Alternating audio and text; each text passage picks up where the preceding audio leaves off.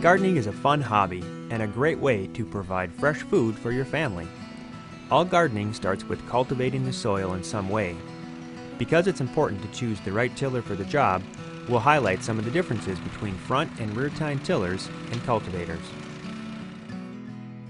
When choosing a tiller, always consider the size and the type of job you're working on. Rototillers come in several varieties with varying engine power and prices.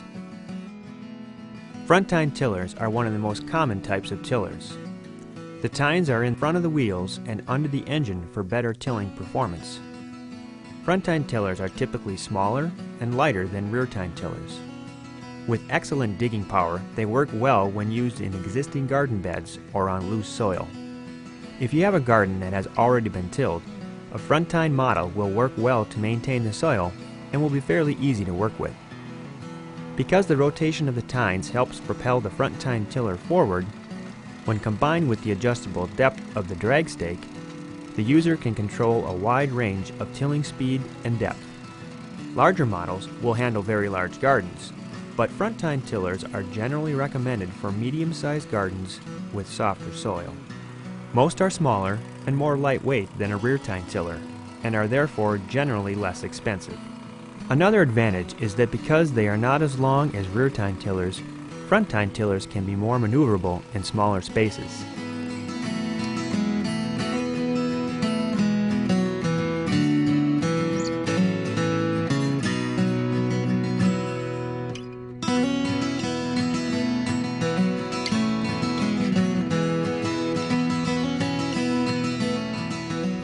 On a rear-tine tiller, the tines are mounted behind the wheels. The wheels rotate, propelling the tiller forward. The engine is located over the wheels to allow for better traction in the soil. Rear-tine tillers are generally heavier and more expensive and are best used for harder, untilled ground. Most rear-tine tillers include forward and reverse controls to make turning in the garden easier.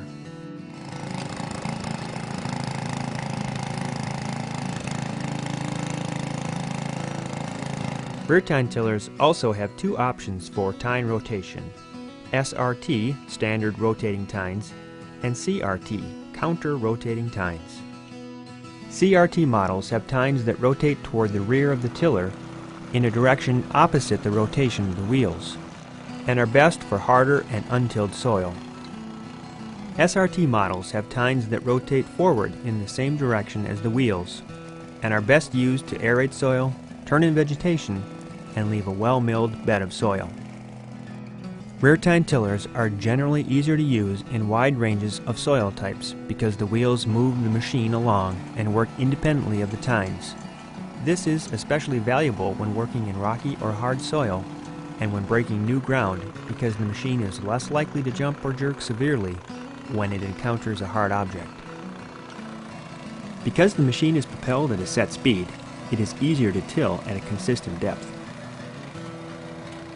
For gardeners or landscapers using compost, rear-tine tillers work well because the forward motion of the tines chop the material and mix it with the soil at the same time.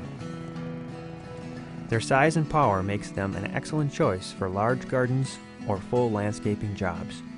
Rear-tine tillers are often larger and more powerful, so they typically cost more than Fronttine models and require more storage space. Also, they're not quite as maneuverable as smaller tiller models.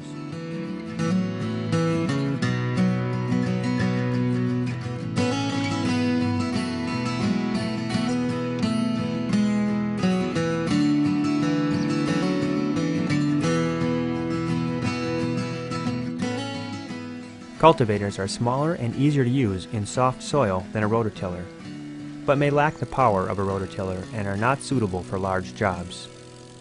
They are lightweight, portable, and less expensive. Cultivators are often used to mix additives into the soil or to control weeds within established garden beds, but are not best suited to break up hard soil. Being compact, they are excellent at working in tight spaces between plants. A smaller cousin to the Fronttine tiller, cultivators or mini cultivators are generally smaller and lightweight. Because of their smaller size, they are easier to get into narrow areas between trees or bushes, and are excellent for weeding or occasionally loosening soil between rows of flowers or vegetables.